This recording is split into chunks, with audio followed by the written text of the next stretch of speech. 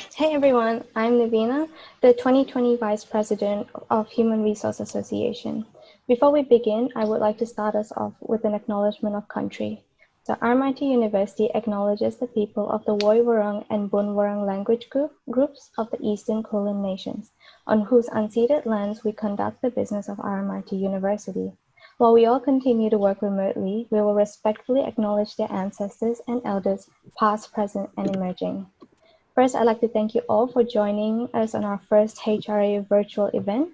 Just quickly, the Human Resource Association aims to connect human resource management students and non-human resource management students to alumni through our events.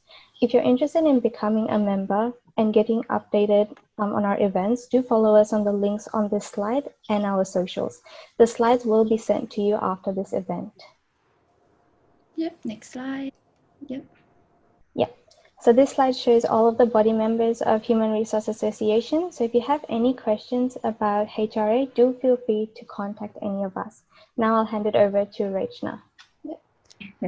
Yep, so hi everyone, my name is Rachna and I'm the HRA President for 2020, if you'd missed at the start. On behalf of HRA, I'd like to say thank you all again for joining. Navina and I will be the host tonight. And before we jump straight to the Q&A, I'd just like to say that I'm super excited to be joined by such a successful, diverse panel of leaders here in the field. May I please get our panelists to introduce themselves in terms of what field they're in, what company they work for, and how many years. And Marco, if you don't mind, would you be a gentleman and kindly start? Yeah, I try to be a gentleman. Thanks, Rachna. My name is Marco De Sista. I'm the course coordinator of Human Resource Management in the School of Management, RMIT University. So I'm the course coordinator for 3 campuses like Singapore, Vietnam, and Melbourne. Awesome. Is that what you ask, or? Yeah, that's perfect. Okay, Great. That's good. Yep. Ivana or Gator, do you want to start? Yep. Hi guys, my name's Ivana. I'm currently a recruitment consultant at a business called Sharp & Carter. So basically what I do is I work and partner with different organizations, and when they're looking for someone to recruit, I assist them and find that right candidate to place as well. And I am an RMIT alumni, and I graduated a couple of years ago in 2018. So a lot of the stuff that I'll speak about today is pretty relevant to you guys. So yeah, looking forward to chatting with you. Thank you. Hi, I might introduce myself here. Yeah. I'm Geeta Pindarkar, Senior Educator, Project Lead for Women in STEM, particularly looking at the vocational education sector. So School of Vocational Engineering, Health and Sciences, School of Vocational Business Education, and DSC. So I think it's a very brief introduction, so I may stop here. Thank you.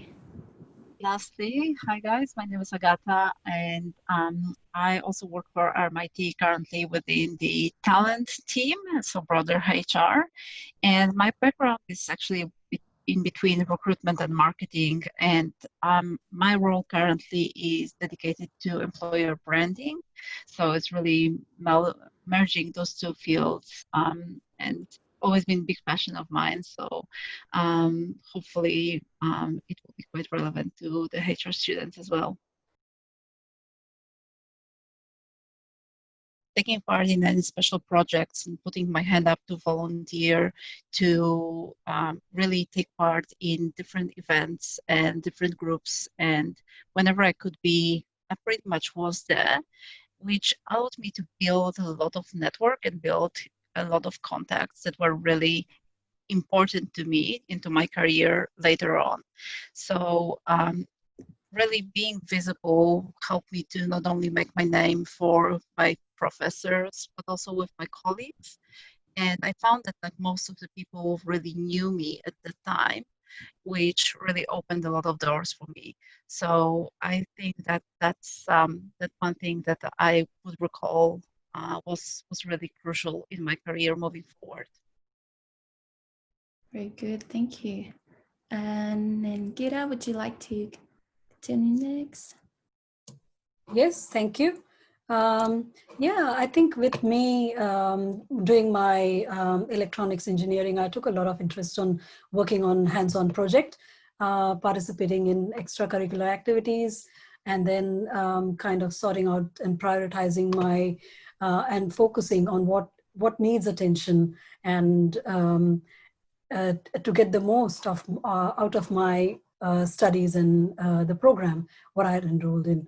So also, I used to sit down often in the lab, late nights, and study the hardware, try and understand that particular equipment, read the manuals and ask questions, clarify my doubts. And that way also I used to gain a lot of knowledge. And then once you know it, you kind of feel happy. That gives you a lot of satisfaction and sense of achievement as well. So those are the things I would do. Also, I would love to participate in social events, gatherings, so network as well with colleagues. So just to get a balance of the work life, this would also help me go through and have a good study and a career as well.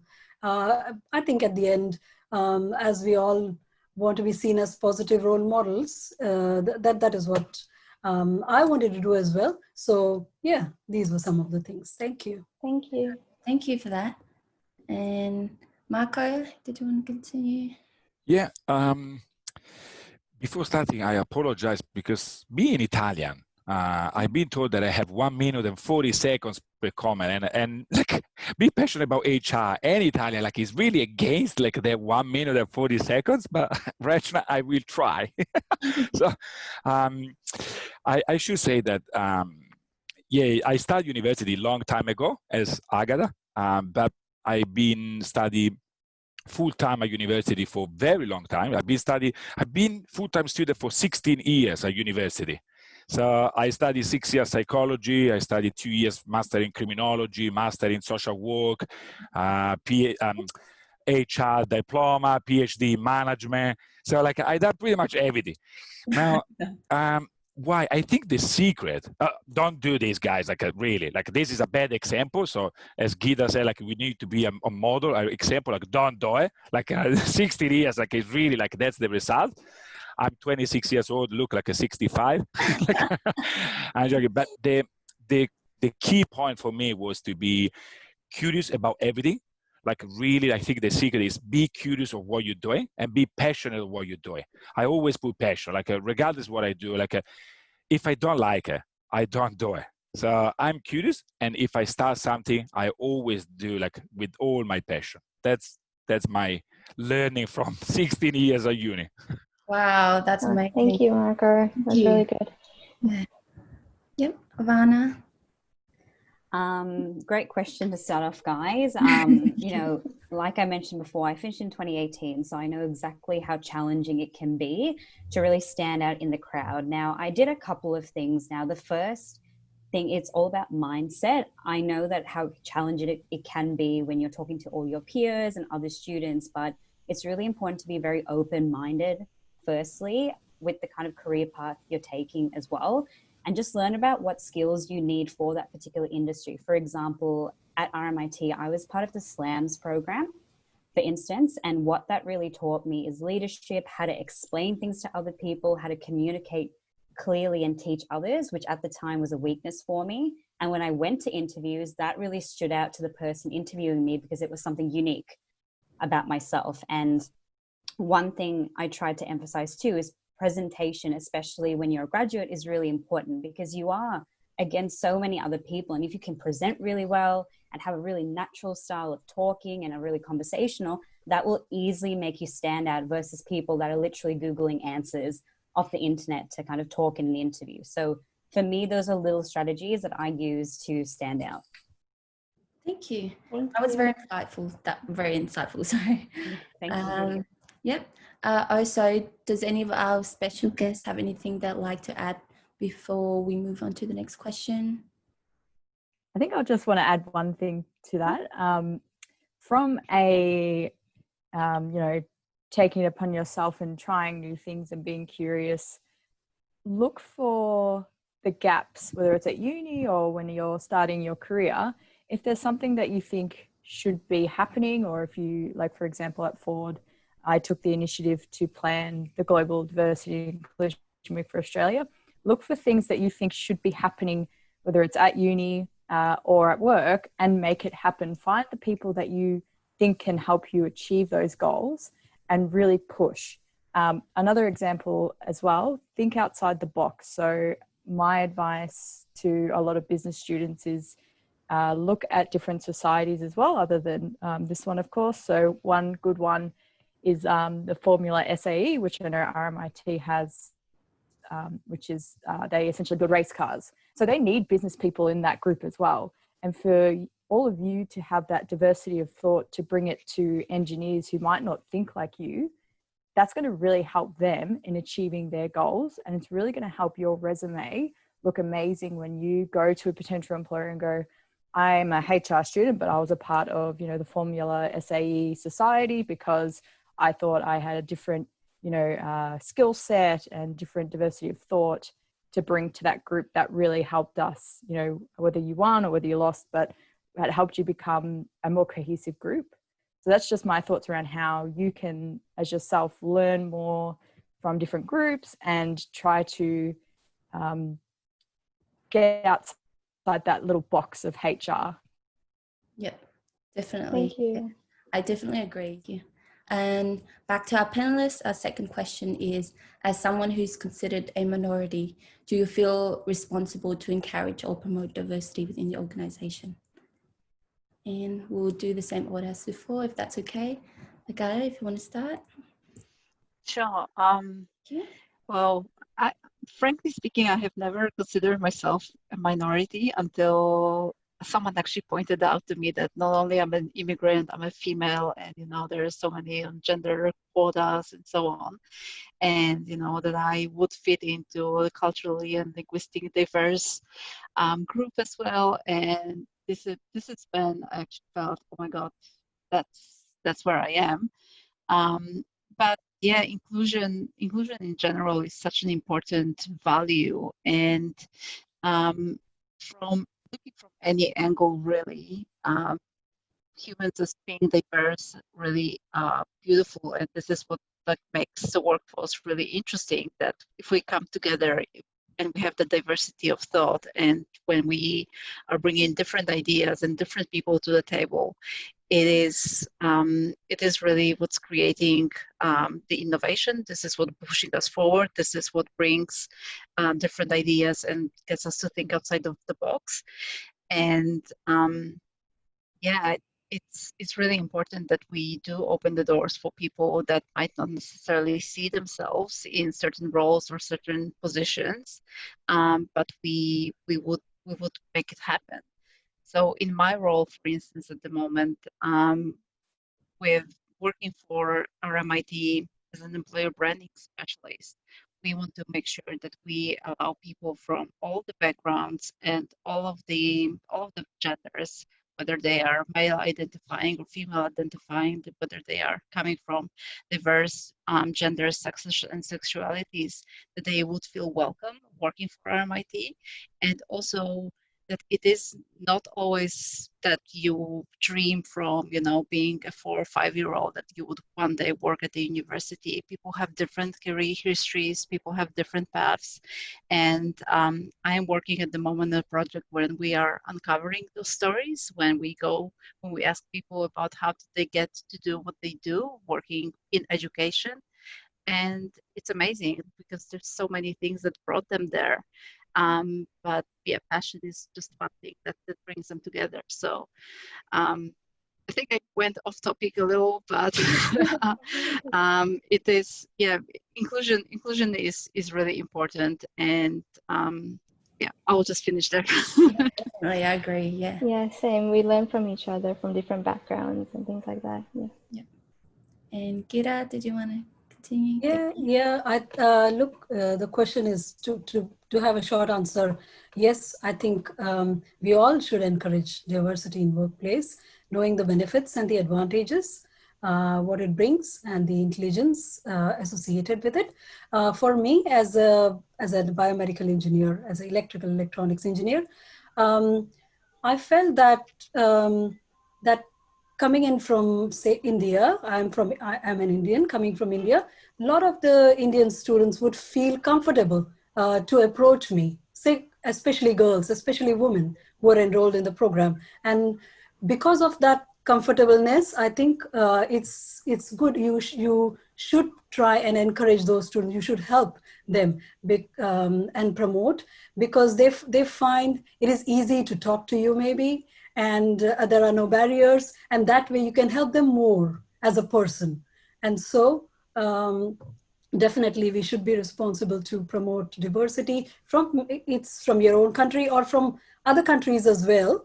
So this was just one example I gave you, where a lot of the students would approach me, talk to me, what is biomedical engineering? What do we do in there? I used to talk about my projects, and all of them would be fascinated. Oh, can we do this? And can we do that? And so on. So, so that way I would promote not only biomedical engineering, but the diverse students as well. So thank you. Okay, this question is really like a good question, like and broad. Like it will really require like to talk probably like an entire day. The major point is that okay, personally, I don't feel responsible for my company to not be diverse enough or inclusive enough. Like and I'm lucky enough to be within RMIT, which is like a truly international and multinational enterprise. So like in this sense, it's very diverse environment for students, for academics, for professional staff members. Like we all have like a really huge diversity in that place. Having said that, and be an Italian, for example, I don't see many Italians like within the College of Business, definitely not within the School of Management, but I never felt like a minority or something like powerless. I always feel like included. I always feel like well accepted. Actually, in a sense, I feel special because I feel like the Italian within the School of Management. So like something that I'm proud to bring in to that school. If we want to expand and be more theoretical between like behind this concept, I think every company is now looking at diversity, inclusion, but still like it's still like a tick in the box activity, and the terminology, the mindset is always wrong. We talk about diversity as a exclusion point. Like so, for example, we talk about minority. Do we have enough women? Do we have enough cultural background? Do we have enough? In reality, we should change approach, and we should talk about inclusiveness. So, not talk about how many minorities we have, because as soon as we say these are minorities, in a sense, we already targeted, we already labeled this group. I don't see any difference like between an Indian person, an Italian person, or Australian person. Like why we should count how many Indians we have and then say like, oh, this is the minority. But now, thanks to this activity, we have equal numbers of Indians versus Australian versus Italian. It's a silly concept, and that's what I still like see long path to do it, like for many companies. Yeah, definitely. Yeah, thank you, Marco, for seeing the different perspective in this. Yeah, I like to give different angles. That's good. Thank you. And Ivana?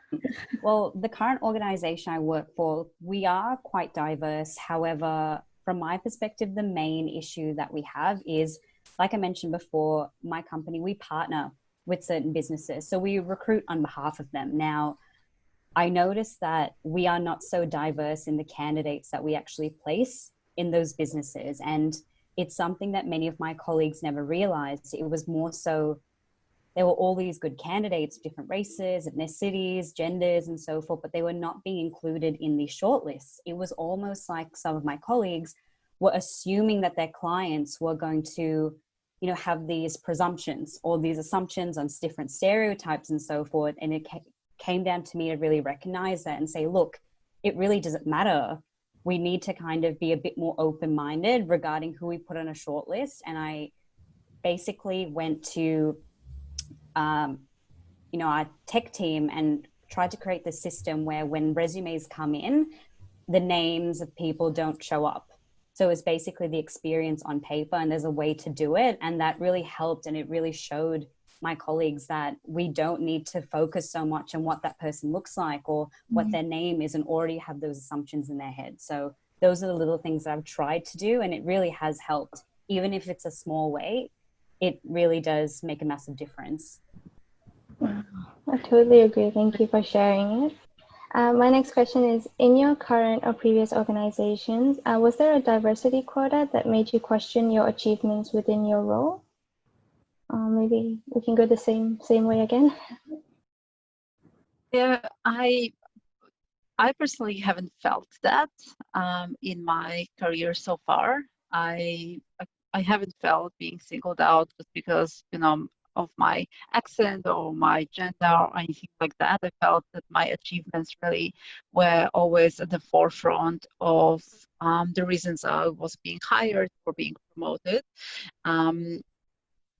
But you know, it is not uncommon that it does happen, and there are so many, like what Marco mentioned, there are so many companies that would have those diversity quotas, that we need to hit 50-50 gender balance, that we need to hit 4% of indigenous Australian workforce, or that's wrong, because in a sense it can lead to discrimination in a way, because I have been in a situation in my recruiting days back in Europe. I was hiring for one of the big telecommunication players in UK at the time, and in the IT department they've just didn't have enough women, and I had to reject very strong male candidates from my shortlist just because the final candidate just had to be a female, which, you know, was discriminating in a sense as well, because these people could do the job, were available, were happy to do it,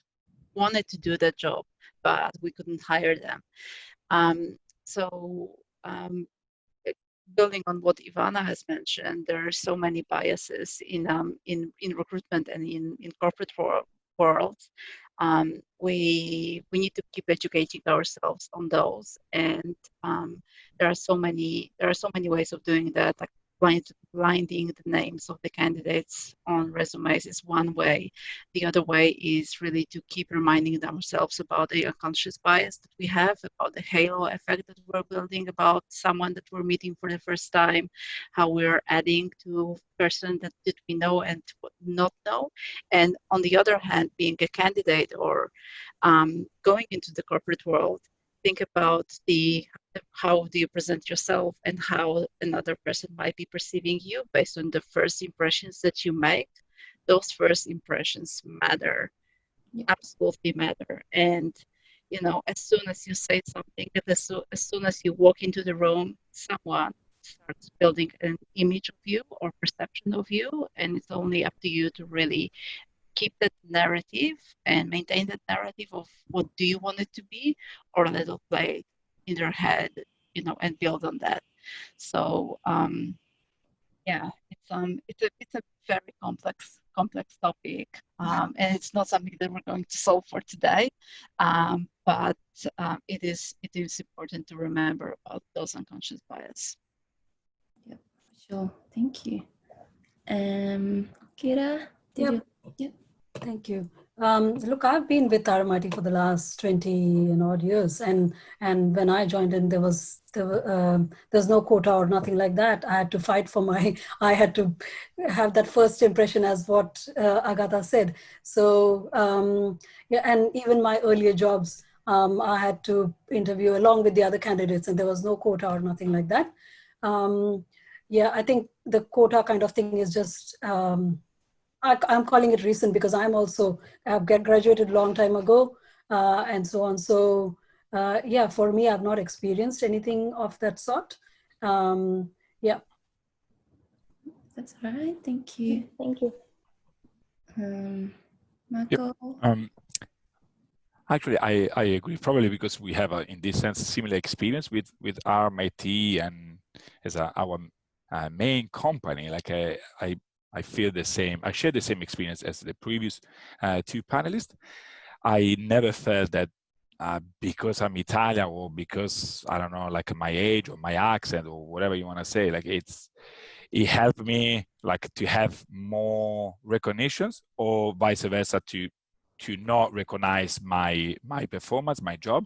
So I always feel like to be assessed against what I really done and what I really like show the company.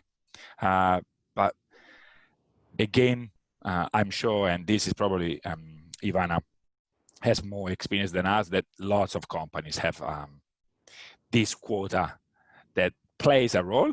My suggestion probably in this sense for people that are looking for job is to have a look the company first before apply. Like, and if you see that their vision is to have 50-50, for example, male and female, and you know that at the moment they have 65% male and you are male, maybe try to target other companies.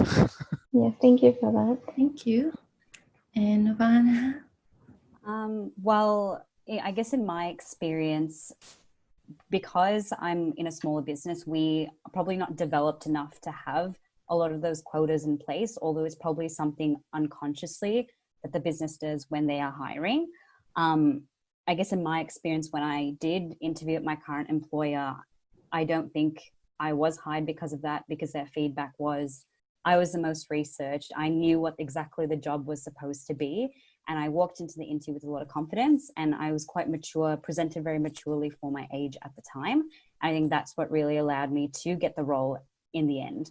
I'm sure now, you know, as time's gone on and, you know, myself really bringing attention to these sorts of topics of diversity inclusion into the business, it's made a bit of a difference, but at the time it's not something I didn't experience. That's all right. Thank you. Also, we're curious to know if you've ever witnessed or experienced discrimination within your organization, and what did you do to navigate that if you did? Yeah, and we'll start with Gara again. Yeah, so sadly, I have experienced discrimination on multiple occasions. I moved, or I relocated to Australia about 7 years ago, and sadly my very first job searching experiences in Australian market were quite difficult, because even though I had quite extensive experience from Europe, it wasn't necessarily perceived as a great asset here on the local market. There were so many recruiters that actually said explicitly to me that unless I will have some Australian experience, I am not that much of a use, so not that great of a value, which definitely knocked off my confidence a little bit. But like in the end, the lesson that I've taken away from it is that it's on very individual level. It's not on organizational level. I have been discriminated at work as well by one of my managers before, and it's not an experience that I would wish to on anyone. Because it took quite a big toll on my mental health. I didn't feel great about being in a role that I was in. I didn't feel that I could do a good job anymore, and it's a very terrible experience to go through. It's just very inhuman. It doesn't help anyone really. But again, I wouldn't even say that was an organizational's fault. It was that particular human that chose to really take off their grievances and build themselves up on my basis. So the way I navigated it, I took it as a learning opportunity. I'm no longer with that organization, obviously. I hope that I will never get to work with the same person ever again. I'm actively monitoring when they are moving and, you know, how is it going, so I will never have to cross paths. And I've learned a lot about resilience, about building myself up again, about my network, about how to cope with those stressful situations, and that I'm valuable to someone else. And just because of that one experience, it doesn't mean that I cannot do anything else ever again. So yeah, big lessons learned. but yeah, it happened on multiple occasions, unfortunately, including being rejected from the roles just because I'm coming from a non-English speaking background and the other candidate was. So, and yeah, I'm taking feedback like that as a thank you. I know that I don't want to work for you, and moving on. We were so sorry to hear that, but Yeah, what you did is really good. Yeah, thank you for sharing it. And it's sad to hear that it happens so commonly and it keeps happening. So, yeah. Yeah, and Kira, did you want to get it? Yeah, thank you. Yeah, it's really with being a woman. I think that's what it's all related to that, perhaps. But for me, being in an educational sector, I've been in an educational sector throughout my career in teaching and research areas, and we have always had diverse workplaces. So I believe this is one of the sector where we have really highly qualified men and women. Not that discrimination is not there totally, but it is much less as compared to the other industries. That's what I would say. What I've experienced is just people sometimes trying to judge you because you're a woman, and especially in the area where I come from, for example, engineering. But sometimes the unintentional comments in the forms of taunts or jokes, and I just laugh it out. That's it. You just don't worry about it too much when somebody comments, have some kind of comments on you.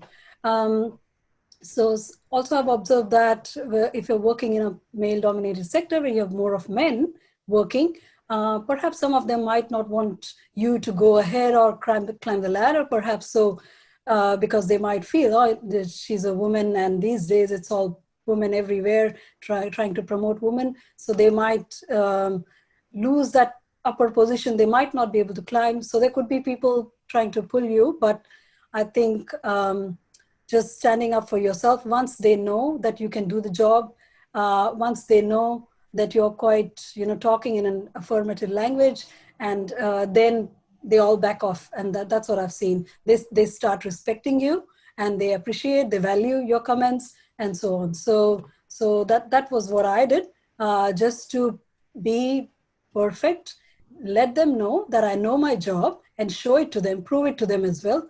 Once that is done, the barriers are kind of gone, and they know that this is what this lady is. She's doing a job, and leave her alone.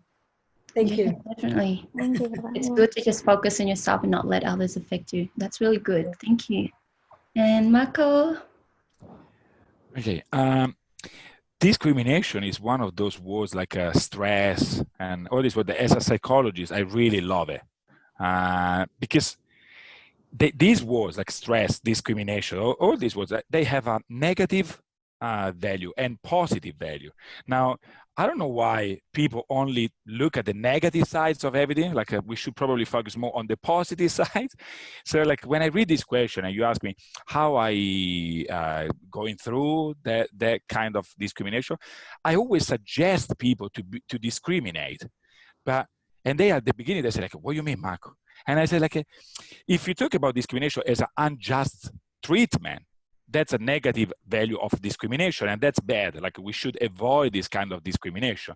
But if we look at the other meaning of discrimination and you check the vocabulary, it says to understand and recognize the differences between one thing and another. So in other words, for example, if you say, I want to discriminate between right and wrong, right? This is an ability. So if you are able to understand the differences between you and another person, or between this company and another company, it means that you know your value, you know your strength, and you know your weaknesses. And that's what we should do. And that's the beauty of discrimination. So I say like, yes, guys, let's discriminate and understand our strength. But that doesn't mean that we need to undermine other people's strength. So we need to understand that the diversity is the real key. And in this sense, discrimination is the tool to appreciate the diversity. That's how I see discrimination. Yeah, perfect. Thank you. Yeah. Vana, Yeah, look, definitely, experiencing discrimination is something I've face, not only just in the workplace, but also, you know, in your personal life. There's constantly jokes that get thrown around that we've all probably experienced before, and you laugh it off, but it really does hurt sometimes. And I feel it especially whenever I go into client meetings. Now, my manager, both of us are female, and we both come from a diverse background. I'm from Sri Lankan descent, and she is from Asian descent. And I feel like when we walk into that client meeting and the experience we have with that client is completely different when I go to that client meeting with someone that perhaps is, you know, a male or from Australian descent. It's almost like how they perceive you is very different. And that can definitely be hurtful because your ability in the job is exactly the same. How we can recruit that job for you, regardless if you're male, female, what ethnicity you're from, the process that we undergo to find that right candidate for you is the same, but we still face it. And it's quite frustrating for sure. And I guess my manager and I, we've had to really prove ourselves quite a lot, and building that credibility, which can be really challenging to make them say, we're the right person for the job. And building that up is really hard and it's quite challenging, but it's extremely rewarding when at the end of the day, they turn around and say, you're right. You're the right person to the job for the job. You're the right person that can help us. And that demonstration of your ability really helps to turn things around, because I think it's the media and the internet that really puts those negative biases in people's heads, and they don't sometimes even mean to say these things or mean to discriminate. It's just the environment that people have grown up in and what they've seen that have really influenced that. And it's just about changing that perception and story. Yeah. Yes, thank you for that. Yeah, instead of like thinking we need to do more and like step up and undermining each other's strengths, we all should just work together and go from because there. I think people coming from different backgrounds, we all have different strengths as well, for different culturally as well. You might find certain people from certain backgrounds are more extroverted, whereas other people are very process driven. Definitely using that to your strengths will really, really help for sure. Thank you. Yeah, thank you. Yeah. Would any of our special guests have encountered either similar or different experience that they would like to share with us today before we move on to the next question? I might quickly jump in.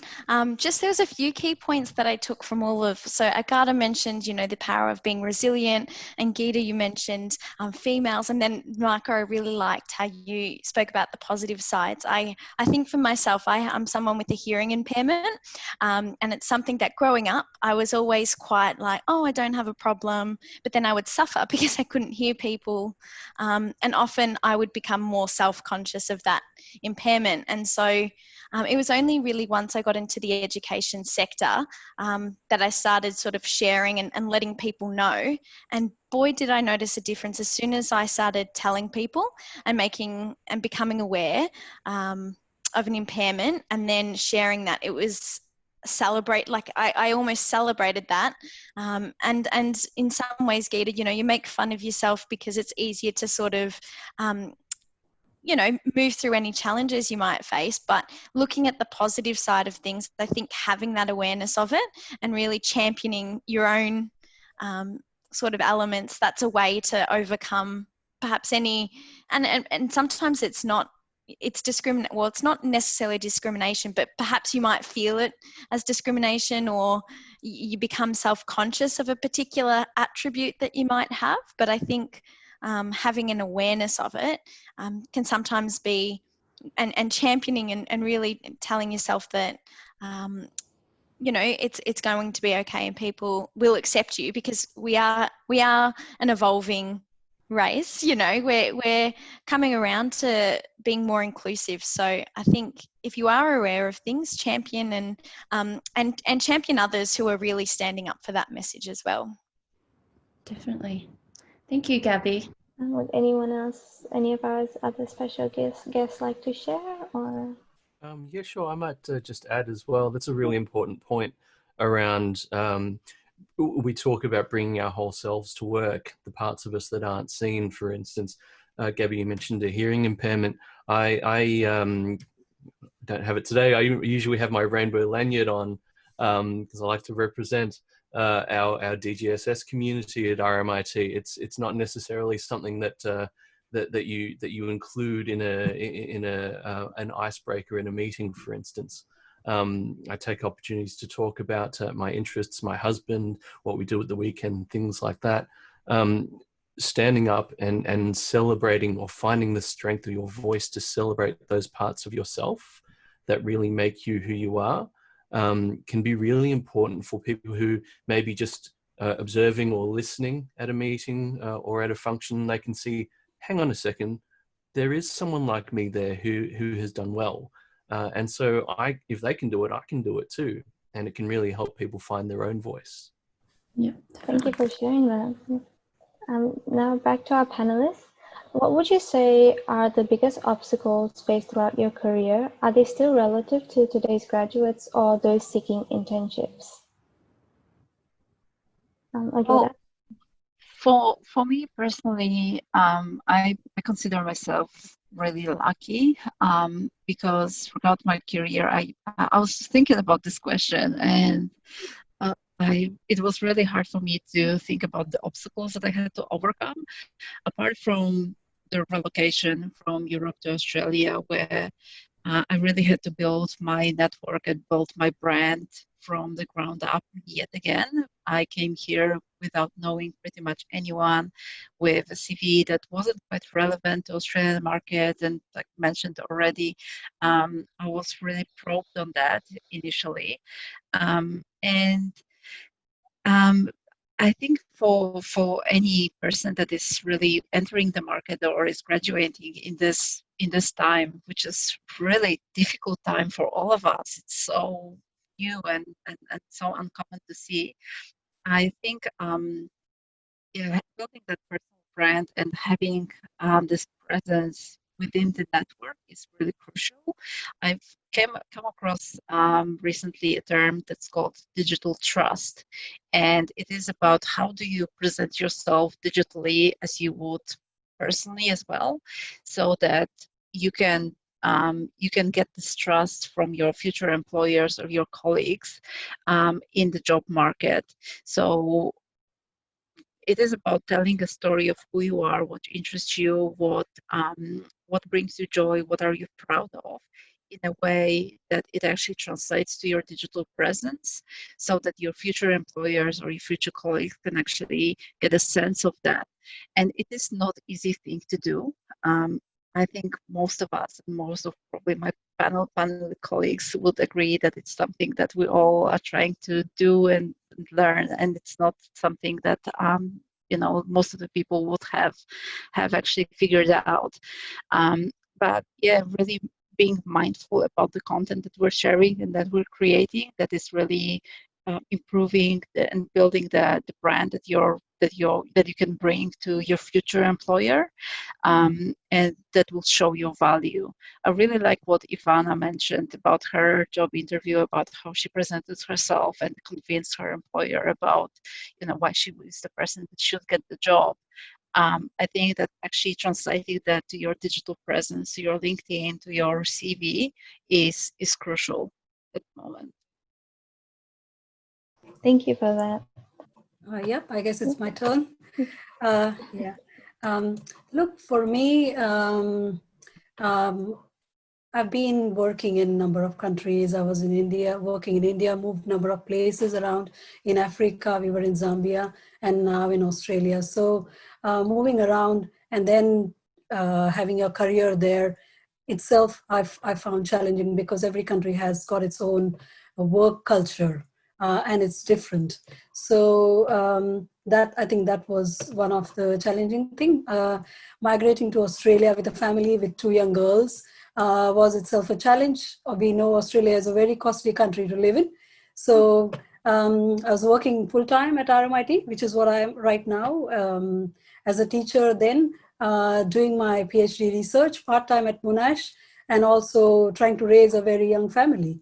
My full-time job as a TAFE teacher required me to complete certain teaching qualifications, which I had to attend RMIT on the weekends and try and complete that, which was the certificate and the graduate courses. So overall put together, it does become stressful and challenging.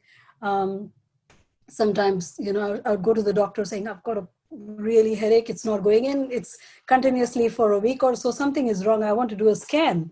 And then she would say, tell me your lifestyle. And then when I would tell her, she would say, no, no, no. This is, you're having a really, you're working a lot, and it's a very, many hours you're putting in, and that's why it is. So for you to realize, for me to even realize what I'm doing and what hardships I'm going through, I didn't have time for myself to do that. That's how you get carried away. Time passes and so on. So it's all nicely done, and that is me. So this is what I would say. Thank you. Thank you. It's very important to try to find the balance between work and life, especially with uni. We all tend to struggle in that, but thank you for pointing the importance of that. Okay, I'm up.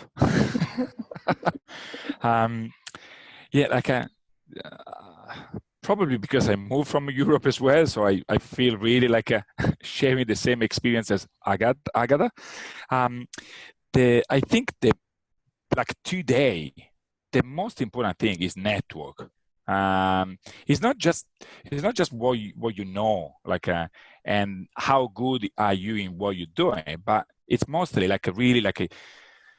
how many people knows you, how many people you know, how much visible you are in the sector that you want to work with, and in this sense, the network becomes the opportunity. So yes, you have skills, you have strength, but if you don't have a network, it's very hard for you to show the world what are your skills and strength. The network is the key to, okay, this is your desk, this is your opportunity, and then it's up to you. Then it's up to your skills. So that first step, the initial step with the network and people that start talking about you and your qualities and your skills is what I felt like, and I still think is the most challenging one, especially for young people that they are shy and don't like to speak up in front of an audience, and don't like to, or they focus on study the subject and thinking, if I do a great job with the subject, I'm done. That's my job. And yes, it is your job, but unfortunately, there are lots more required from you guys. And participate these events, be as the other panelists said, be active in LinkedIn, a social presence, digital intelligence or profile. All these things are very important, and still great challenge. And it's what I felt like when I moved to Australia without knowing and having that network. I felt like a little bit lost for the first couple of years. Until then, I make lots of people laugh again, and they start talking about me. Thank you, Marco. You're welcome. Yep, Ivana, would you like to continue? Yeah, definitely. I think because I still have quite a lot of friends and people that I know that have recently finished uni or within the past couple of years. And I think the biggest trend that I've seen is firstly, people not really knowing where to start, and also being quite fixed-minded in what they're looking for. For example, I think especially when you are in university, working for organizations like Deloitte or Accenture or KPMG, they really are pushed on you, not in a bad way at all, because they're brilliant businesses to work for. But then that makes a lot of students put a lot of pressure in themselves and think, if I don't get an internship or a graduate program, my career is over. I don't know what to do. And I think getting out of that is a big hurdle that many students need to get through. You have to think, even if I don't get a graduate program in one of these companies, if I maybe start off in a smaller business, I could end up there later on, or in my second role, or in my third role. It really doesn't end when you are a graduate and when you have that first role. It's really only the beginning. Even back to Marco's point before, network is extremely important. Now, before I started working at Sharp & Carter, I had no network. And although the business I work for is a small business, we recruit for quite large businesses. So within that, I meet with a lot of HR managers, a lot of HR business partners. So invariably, I'm growing my network. And the day where it comes where I want to search for a new role, I have all these people that I can go to who know exactly who I am, because I took a chance on a job that maybe was a little bit different as to where I imagined my life. So I think it's just about taking those chances and evaluating things from every kind of different angle. Your path doesn't have to be linear. like everybody else. Sometimes if you do something that's a little bit different, you might actually end up in a better position than maybe somebody else. So that's, I think, the biggest challenge that I see a lot of graduates facing. Thank you very much for that. Also, like, not to narrow our opportunities, we widen our pathways, and there's many pathways we can take. Absolutely. Yeah. Always any opportunity that comes your way, consider it. If it's right for you, go for it. If it's not, that's okay too. Thank you so much. Thank you. Just final question we have. Do you have any final advice, especially for those students who are about to, seek into the workforce, seek to enter the workforce, and especially during this current situation of COVID-19 as well? Yeah, I've touched on that already, and it's been mentioned a few times by both Marco, Ivana, and Gita. Network. Use LinkedIn. I'd say, your profile, just give it some love. Make sure it stands out. Make sure that it's really visible. It really tells your story. It shows who you are. What do you do? Why do you do what you do? What brought you into your field of study? Why did you find it as your passion, or what do you want it to take you through? And also make sure that it shows the value that you'll be bringing. So if you're a marketer, you do marketing because of what excites you about the marketing. Like, just I think it's really important to show your future employer what differentiates you from other people, and show the unique story and unique background, unique skills that you have. I agree with what Marco said, that your field of study and your skills that you have, that's given, that's great, but everybody expects a doctor to know their medicine stuff. But if they're really passionate about a specific field and go really deep and specialize into one thing, that's what makes them valuable. And in the recruitment market especially, there are so many generalists, there are so many people that can do almost whatever, that it's really difficult to differentiate, and it's really difficult to choose and pick. And the more that you can specialize, the more unique you can be, the more of value that will be at some point. So think about the industry that really is of interest to you. Think about the role that is really of interest to you, and just go deep, really deep into something that will give you a competitive edge. Thank you for those very insightful and a lot of key points that we can take away from that. Geeta?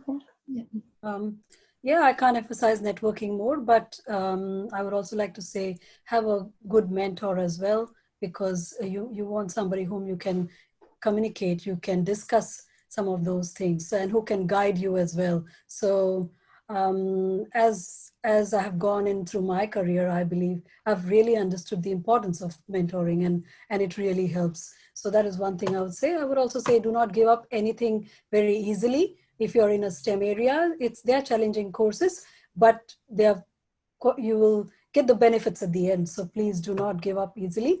Things do not remain the same. We are living in a changing world, as you can see. We are going into a difficult phase at the moment through COVID-19, and you might not find any job opportunities, but that is not the case. All of this is suddenly going to open up for you all next year and in future. So keep that in mind. There will be a lot of job opportunities. Stand up for something you really believe is correct, and be open for discussions. And take any discrimination as what was discussed here as a critique, and address it in a positive way, rather than looking at things negatively. Because again, I come from in an area which is male dominated, or STEM areas. There are going to be a lot of men around you. It's not that men are bad. No, they are really good. If somebody is saying something which you don't like, try and understand the point behind it, rather than looking at that man as a bad person, or a woman as a bad person. There's always something to be taken. And also remember that every new problem which you and I face has already been solved by somebody else. So there's nothing new. It's just going back to somebody and figuring out what is the best solution for me, and then going ahead with that. So thank you. Thank you. That's a really good point, definitely. Yeah, and Marco. Yeah,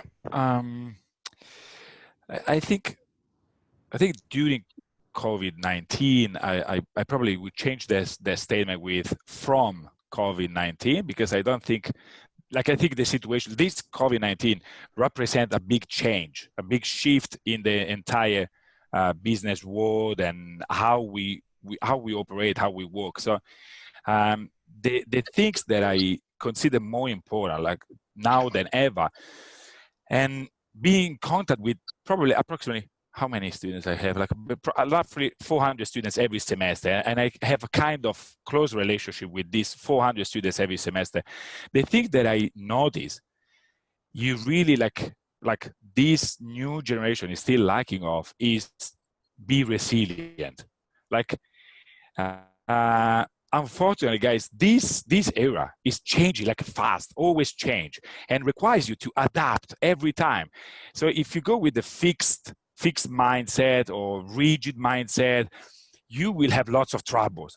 My suggestion is try to become more like a water, which is an old suggestion, like probably Confucianism was already like a highlighted this concept. So be water, adapt yourself, and at the same time, be resilient, be strong, like believe in yourself, understand your strength, and keep going. Don't give up.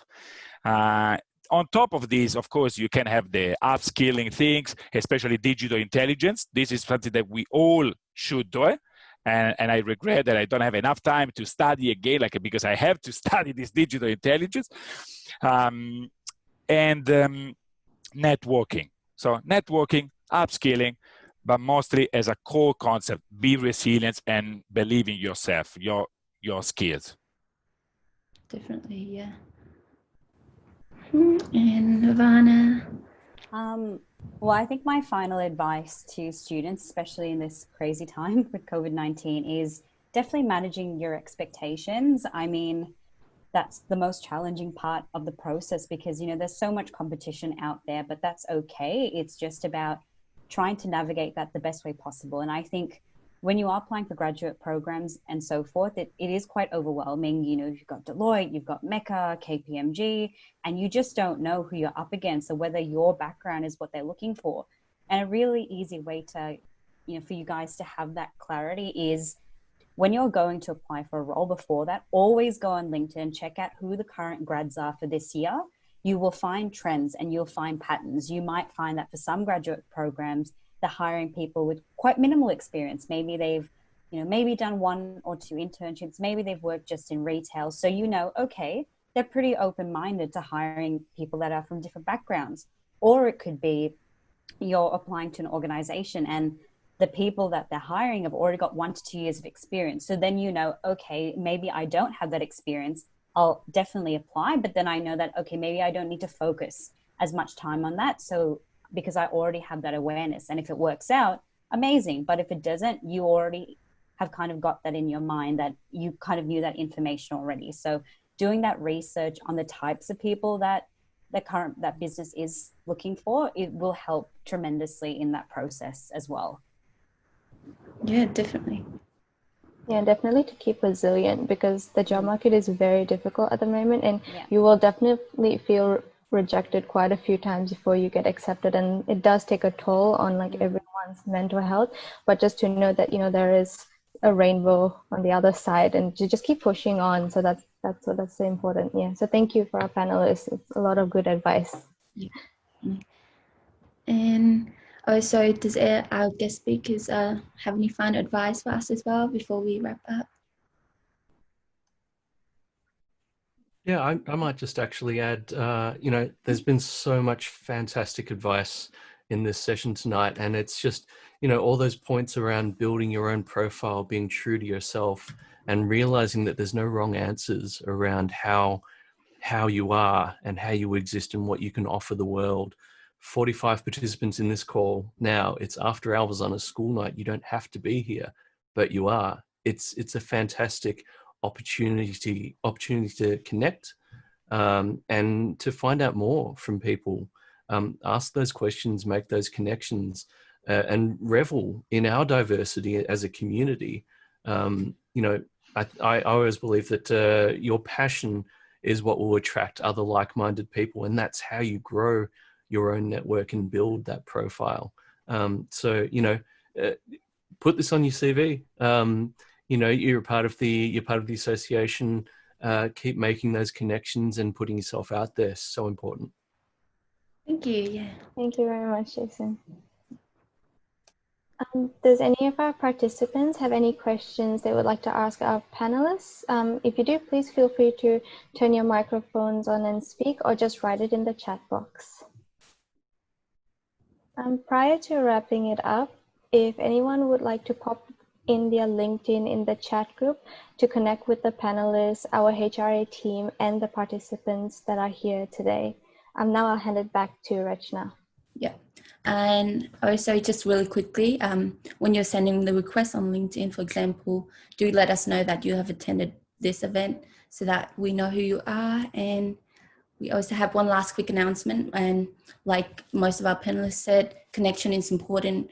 Having the grade alone is not as important as, you know, building that extra skill. Quick announcement: we have an upcoming event. It's called How to Network. And I think that would be really good to build that skill. We will go through about, you know, how to write, how to approach certain individuals if you want to gain that connection. And we will also be collaborating with the Project Management Club. So definitely stay tuned, and yeah, keep your eyes on our social medias as we will post it there. And lastly, I would like to thank everyone again for joining us tonight. Would like to especially thank our awesome panelists and speakers for providing that insightful experiences, and the information has been very informative and invaluable. I hope that everyone have gained knowledge that will aid them in various aspects of their career progression. And we appreciate your time. We look forward to seeing you in our next event. Yeah, that's all from me. Thank you, everyone. Thank you. Thank you for having us. Yeah, thank you. It was Thanks. great. Really great job, guys. Like, I'm impressed by how you organize everything, and you done really like a as a first like an online meeting of a HRA. Like it's really like going well. Yeah. Very professional with the backgrounds, with the sharing, beautiful emceeing, really nice. Thank you. Good job. Thanks so much. Thanks so much, everyone. Bye, everyone. Enjoy your night. Good night. Bye. Thank you. Bye. Bye.